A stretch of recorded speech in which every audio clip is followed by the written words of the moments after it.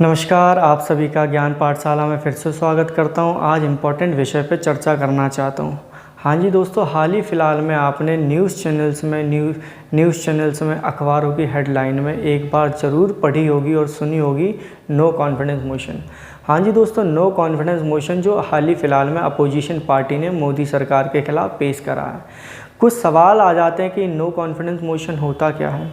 अगर ये लोकसभा में नो कॉन्फिडेंस मोशन पास हो जाता है तो पास होने के बाद क्या परिणाम आते हैं, इन कुछ सवालों के जवाब इस वीडियो के माध्यम से आपको देने का प्रयास करेंगे।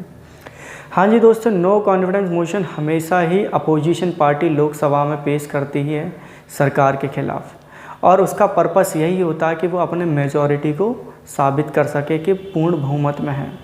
हाँ जी दोस्तों, इस नो कॉन्फिडेंस मोशन को पेश करने के लिए लोकसभा के रूल नंबर 198 के तहत अपोजिशन पार्टी लोकसभा में नो कॉन्फिडेंस मोशन को पेश करती है। इसको पेश करने के लिए करीबन 50 सांसदों का समर्थन होना चाहिए। कोई भी अपोजिशन पार्टी से अगर नो कॉन्फिडेंस मोशन इसको लोकसभा में पेश कर रहे हैं तो मिनिमम 50 सांसदों का समर्थन होना चाहिए।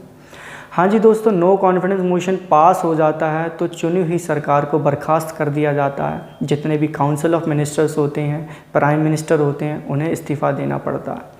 हाँ जी दोस्तों, ये नो कॉन्फिडेंस मोशन सबसे पहले 1963 में आचार्य JV कृपलानी साहब ने नेहरू गवर्नमेंट के खिलाफ पेश करा था लोकसभा में।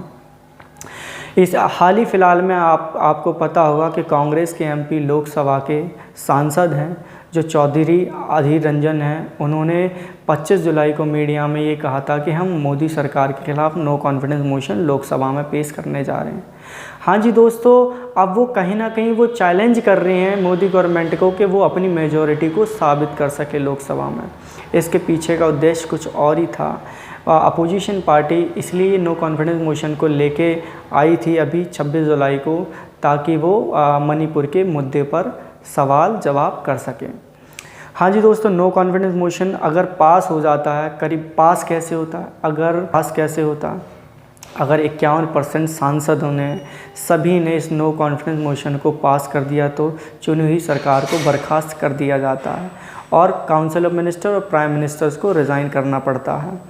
अब अपोजिशन पार्टी को भी नो कॉन्फिडेंस मोशन में ये प्रूव करना होता कि वे पूर्ण बहुमत में है कि नहीं है।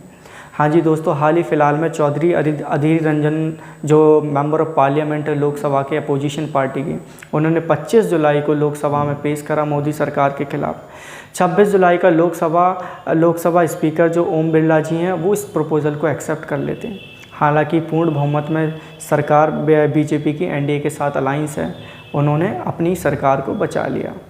हाँ जी दोस्तों, अब बात करें किस पार्टी की कितनी सीटें हैं मेंबर ऑफ पार्लियामेंट की लोकसभा में।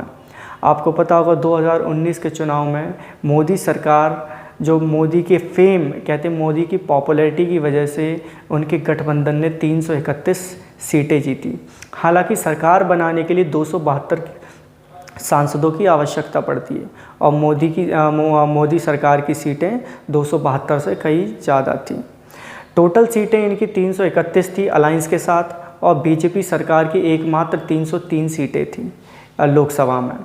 वहीं दूसरी ओर अभी जब इस बिल पर चर्चा हुई थी लोकसभा में, तो जो इंडिया अपोजिशन ने अलायंस बनाया है, इनके करीबन 144 सांसदों ने इस पर समर्थन करा और 70 ऐसे सांसद थे ना इस बिल के पक्ष में थे ना विपक्ष में थे, जिसमें पार्टियां आ जाती हैं, BJD आ जाती है, BRS आ जाती है, YSRC आ जाती है।